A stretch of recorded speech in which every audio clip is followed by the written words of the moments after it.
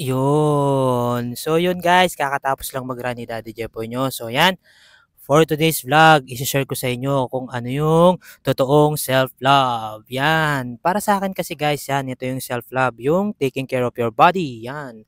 Yung pagja-jogging or any exercise, yan. Pag binibigyan mo ng time, yung sarili mo ng ganyan, grabe. Matutuwa at malelesen yung stress mo. Yan. Para kasi sa akin guys, yung pag-exercise, ito yung way of feeding myself. Yan, yung pinapakain ko yung sarili ko ng kalakasan. Kasi alam nyo naman guys, kailangan natin to.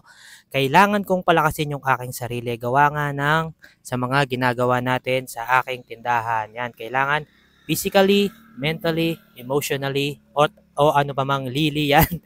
Kailangan malakas tayo. Yan, kailangan ko yan guys. Yan, lalo na we have our own business. Hindi yung ano guys na dati kasi ganito ako, guilty rin ako dito sa sasabihin ko sa inyo. Hindi pala true meaning of self-love yung ano 'no guys, yung kunwari after niyong mag-work, sumahod kayo, yun deserve ko 'to kasi nga stressful yung day ko, yun yung kakain ng madami, tapos nga, yun magwawalwal, yan ano-ano yung pinaggagawa natin, magpupuyat tayo kahit alam natin may trabaho tayo kinabukasan. Naku, that is a big no-no pala guys kasi parang pinapagod lang yung katawan natin. Oo, yung isip natin kaya natin, pero ang tanong, hanggang kailan ba kaya ng katawan natin? So yan, kaya yan yung nagiging result ng iba na nagko-collapse sila or minsan talagang na-overwork sila, feeling nila kasi sila mismo pinapagod nila yung sarili nila. Yan, ito yung ano guys, kailangan mo para lumakas yung katawan mo at magawa mo yung mga bagay-bagay na gusto mo pang gawin. Grabe, napakasarap lang talaga sa pakiramdam guys yan pag nagagawa mo tong mga ganito na parang finifeed mo yung katawan mo ng kalakasan tapos parang ano guys, walang kakwenta-kwenta sa yung mga simpleng bagay. Yan, yung pagwo-walk or may enjoy mo yung mga moment. Yan, yung mga pag-ano kasi yung pag-inom or paninigarilyo or anything na bisyo talagang inayawan na ni Daddy Jepo nyo yan guys. Talagang walang magandang dinulot sa akin. Yan. Kaya ito, yan, loving myself. At syempre, kailangan talaga mahalin natin yung sarili natin sa ganitong paraan guys. Para naman, pag dumating yung panahon na yon na kaya na nga nating gawin yung mga gusto nating gawin, in short, yung natupad na natin yung mga pangarap natin guys, free tayong makapaglakad. Yan, free tayong gumagalaw sa mga bagay-bagay na gusto nating gawin, di ba? Napakasarap nun. Kesa naman yun nga, ito, sample ko lang guys. Sige, natupad na yung mga pangarap mo. Ano ka na?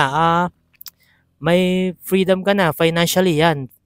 Pero, yun nga, hindi ka makagalaw, hindi mo ma-enjoy yung pera mo. Parang binubuhay ka na lang niya para supplyan ka niya ng gamot, yun, pang maintenance mo. Parang ano naman yun, parang hindi masaya yun, di ba guys? Yung nag-work hard ka na nag-work hard, tapos hindi mo lang man siya mai-enjoy. So yun guys, at eto pa guys, bibigay ko pa yung pinakamatinding secret na nalaman ko sa isang legendary runner na kailangan natin ng vitamin N.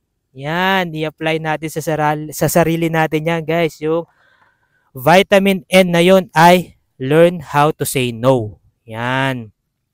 Yung mga no na yon guys, isipin natin kung ikakabuti ba ng katawan natin. Yan, for example, inaaya ka ng kaibigan mo, "Oh, tol," sabi niya, "tara, mag-inom tayo, deserve naman natin after a long day." Alam mo may work bukas, anong sasabihin mo? Kailangan mag-no ka lang.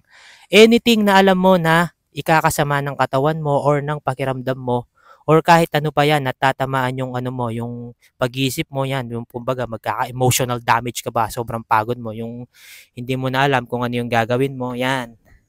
Learn how to say no. Basta lagi mong unahin yung sarili mo guys. Mahalin mo yan. Yan. Take care of it para mas marami ka pang magawa, marami kang matulungan at ma-achieve mo yung mga goal mo. So yun guys ha, napakasimple lang. Always love yourself first.